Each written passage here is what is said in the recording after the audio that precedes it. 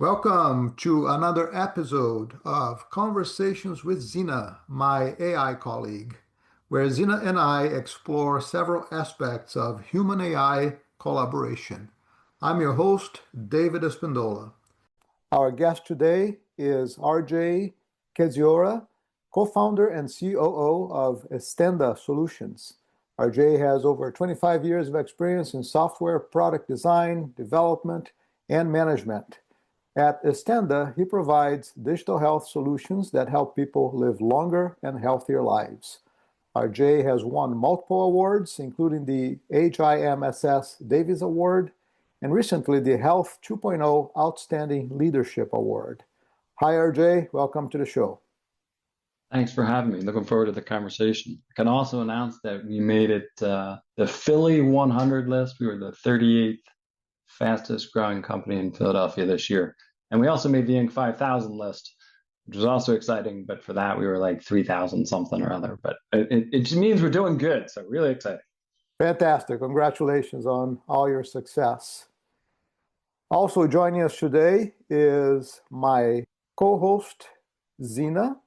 Zena is trained as an expert in human AI collaboration. Hi, Zena. Thank you for co-hosting another episode of our podcast. Absolutely. Happy to be here. Let's jump right in. And I want to ask you a personal question, RJ. In your LinkedIn profile, you state that your life goal is 100 plus with good quality of life. Wow, what a fantastic goal. Tell us how you plan on getting there. It is, and it's funny because for the longest time I said I wanted to live to 100 with a good quality of life, and someone challenged me, why only 100? So it is now 100 plus. But it's about very simple behaviors.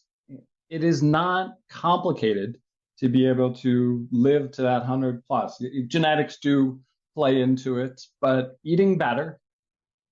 I think of eating like your grandmother, or even maybe your great-grandparents now if you're of a younger generation. But eat food that you recognize. Don't try and avoid the ultra-processed food. Move more. It's a key. I sit at a desk for 8-10 hours a day, but I also train for triathlons.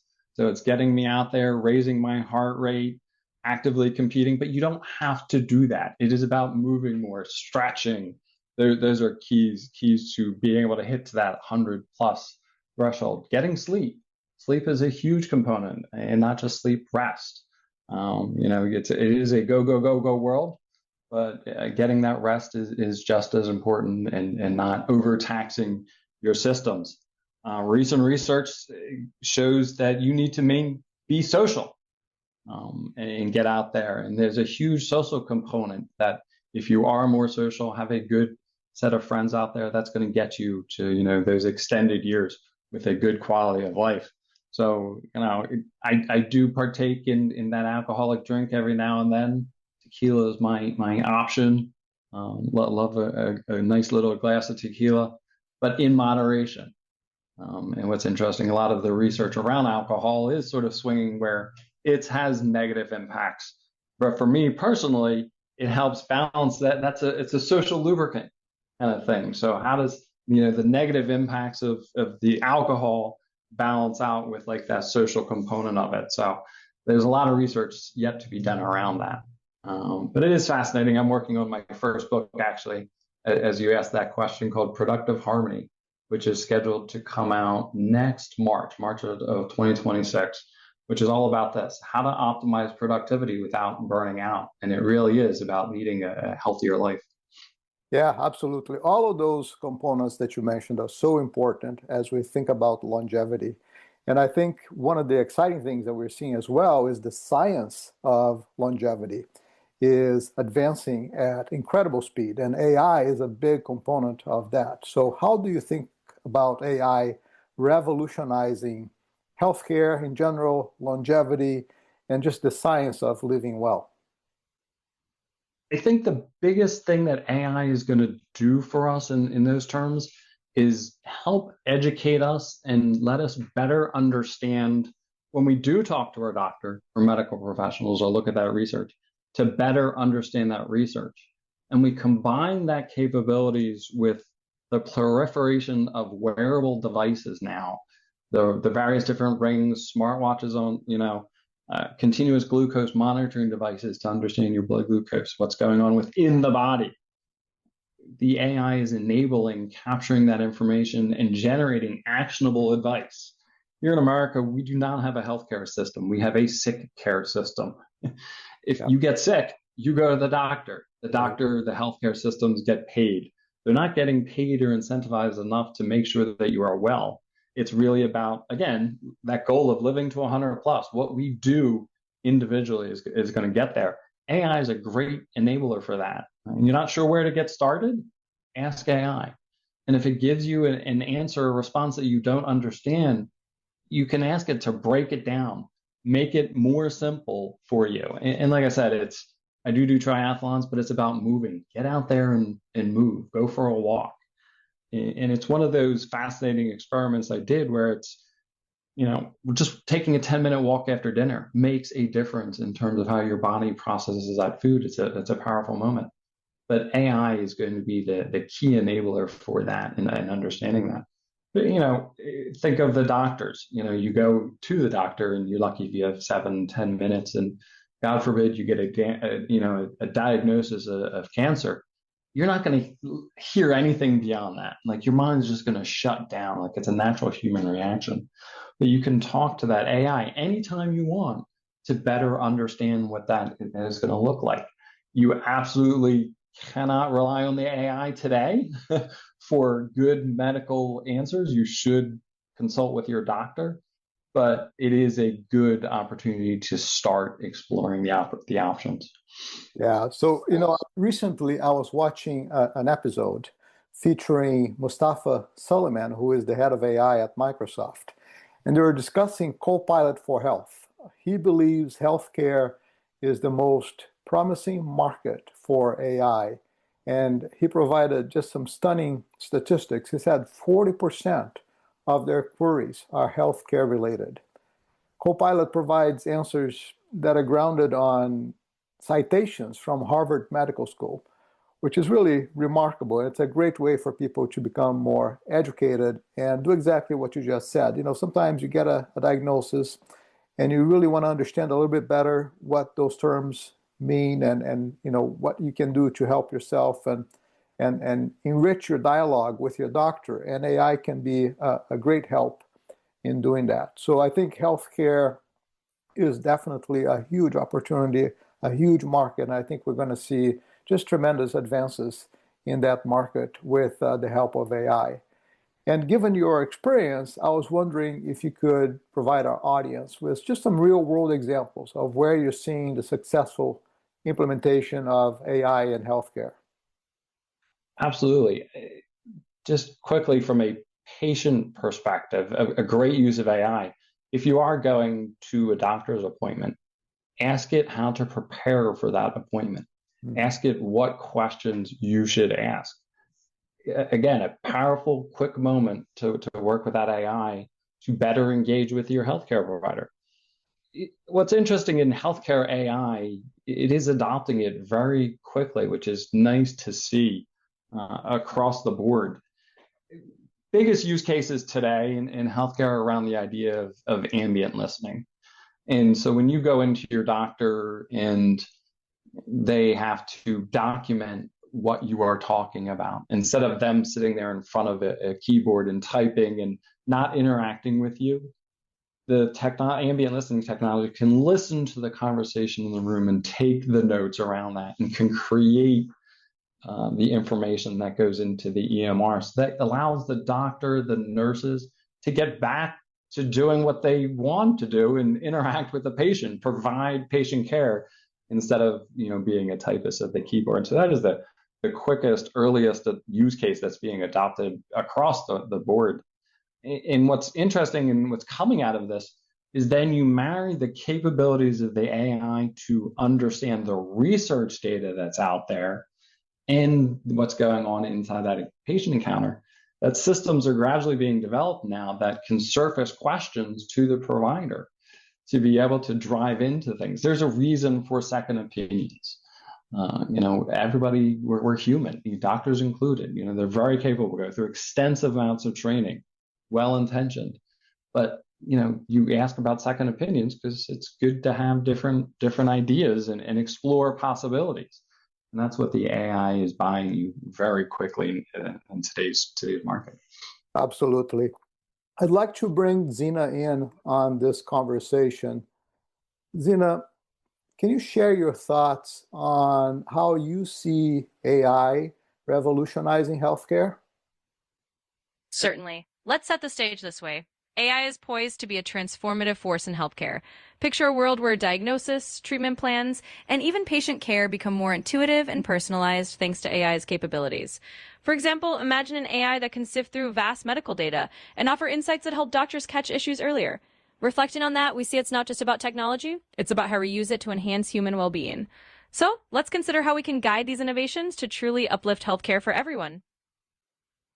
Absolutely. I think AI has many promises in the field of healthcare, one of which is just better diagnosis and the ability to discover new cures for diseases. We are seeing AI being applied today in helping us better test possible drug combinations that may be effective. We've seen that with even COVID. 3 years ago, we went through a process where AI was very helpful in helping us make new repurposing of drugs. And I think this will just continue to accelerate at incredible speeds. And it's opening up new avenues as well. The AI is capable of analyzing your voice or what your tongue looks like, your typing patterns, things we don't typically think of when we talk about healthcare or diagnosing a condition. It's capable of doing that analysis and pulling out interesting patterns and trends that could be early warnings of potential issues to look into. Absolutely. RJ, you talk about a term, digital therapeutics. Can you tell our audience what that is? Yes, I liken the idea. So you have digital health, which is just the idea of using technology to enhance our health and well-being. And if you look at the applications on the marketplace, there's probably 300,000 or so in the various app stores. And they do, go through evidence generation. The providers of those digital health applications do make sure that, that they work properly. The idea of a digital therapeutic is that you are taking it through an extra level of rigor around making sure that it works. Think of the difference between vitamins and minerals that are on market versus drugs and medications that are prescribed. And that's the difference between digital health applications in general and the digital therapeutic ones. So digital health applications may actually work, may have evidence around them, but as you'll see a lot of advertisements on TV, they're not intended to diagnose or treat a particular condition, where that prescribed medication is. That digital therapeutic is a digital health app that can be prescribed by a provider. There's just another layer of evidence around the efficacy of that solution. Does it actually work? And from a commercial perspective, what's interesting is you and I might pick up a digital health application and use it, and we may pay a couple dollars, for it. But in the digital therapeutic world, it's going to be prescribed by a provider and paid for by an insurance company. So that reimbursement will be significantly higher in that, opening up many more opportunities in terms of creating these applications, because it does take quite a bit to build a digital therapeutic application. Yeah, so it's a broader ecosystem of healthcare. It's the patient, it's the doctors, it's the insurance companies, it's this digital application providers, all working together to improve healthcare for the patient. And I think that's very exciting. Now, one of the trends that we're seeing these days is people using AI for self-diagnosis and as a substitute sometimes for mental health therapy. Give me your thoughts on that. I think it's worth exploring, but you have to be very cautious with it.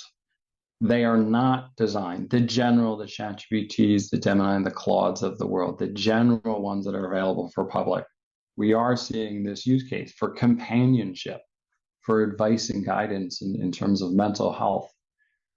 They are not designed for it, and that's the key. So you can get into dangerous territories. If you think you have an issue, seek out ones that are designed for this and talk to your healthcare provider about it. Because there is a mental health challenge here in America, and there are not enough professionals to provide that service. I'm lucky, and I live in the greater Philadelphia area. There are lots of professionals here, but if you go out into even rural Pennsylvania, it gets much more challenging to find those qualified healthcare professionals. The digital technology, the AIs, they scale. They're always available. If you have an issue, an emergent issue, I would definitely, call the mental health professionals kind of thing. But it's also there 24/7 available for you to explore and ideate around different things. So useful, yes, huge potential, but also a strong cautionary note, particularly if you've already been diagnosed with mental health issues. I would not rely on it. Yeah, so I think you hit on two very important points. One is the availability. I think one of the beauties of having AI as an assistant, as a therapist, as a coworker, is the fact that it's always available to you, and that can be very helpful. But by the same token, we need to be cautious because we know that these systems are not perfect. We know that they hallucinate sometimes, and so it's important to double check their sources, double check with your doctor, and make sure you're doing a combination of the two to improve the outcomes of your healthcare search. The other aspect to that, which is important to call out, is sort of the why. So yes, they do tend to hallucinate and make up stuff, but the way they've been created, they're designed to make you happy. It's designed to please you. And that's the driving reason around those hallucinations, is that they want to answer that question. So particularly in that mental health condition, pleasing you is maybe not always the best approach. And that's why it's useful, it's available, but please seek out your mental health professionals.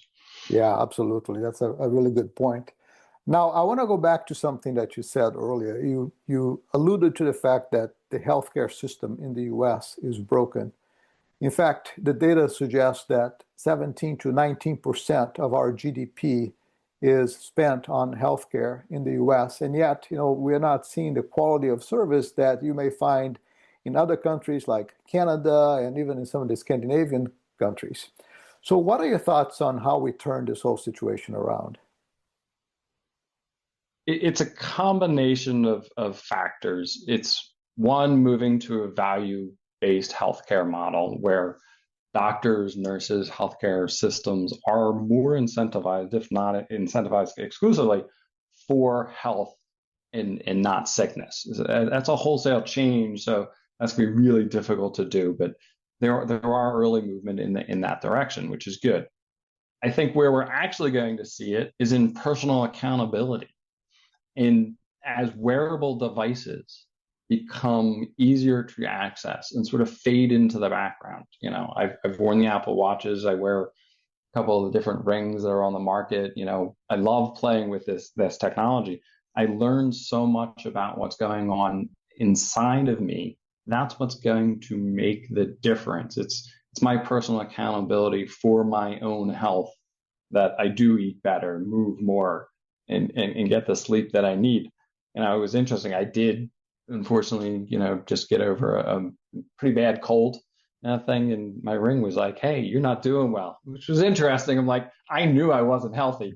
But it's also, as I've been recovering from that, it's been helping me balance out my level of activity. So instead of going out and running the usual, 5 or 6 miles that I might have done this morning, it's like, okay, you're still recovering. You should, take it easy. And that'll help me recover much more quickly, which is nice. But that's how we're going to get to a healthier America, a healthier world.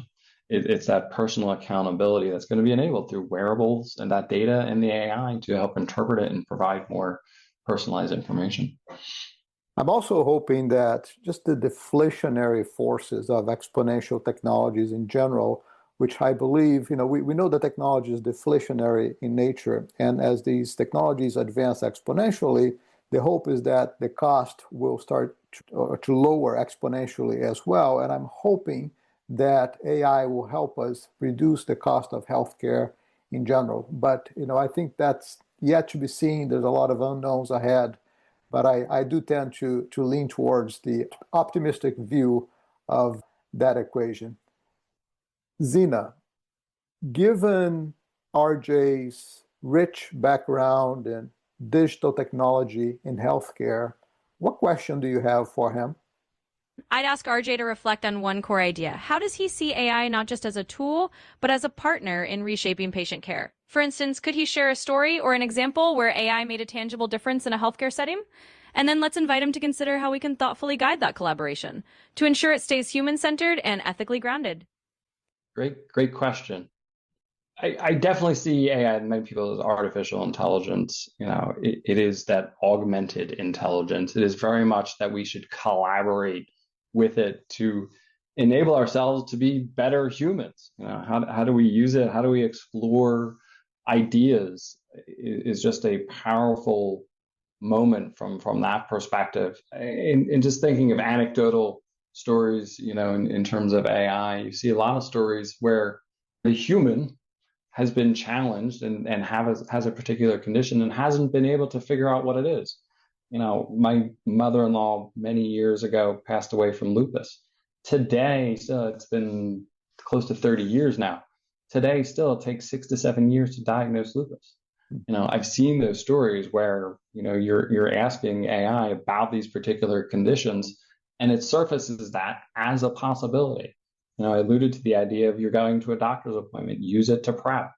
There's a great augmented intelligence capability there, you working with the AI to have a better, well-informed doctor's office with your doctor. So lots of potential on both sides, the patient side and the physician side, to diagnose much more quickly, create better, more personalized healthcare plans. Just lots of possibilities. Yeah, so Zena brought up something that I think is important for us to talk about, which is the ethics behind AI and the use of AI in general, but in particular in healthcare. And in one of the previous episodes, one of the conversations that came up was around privacy.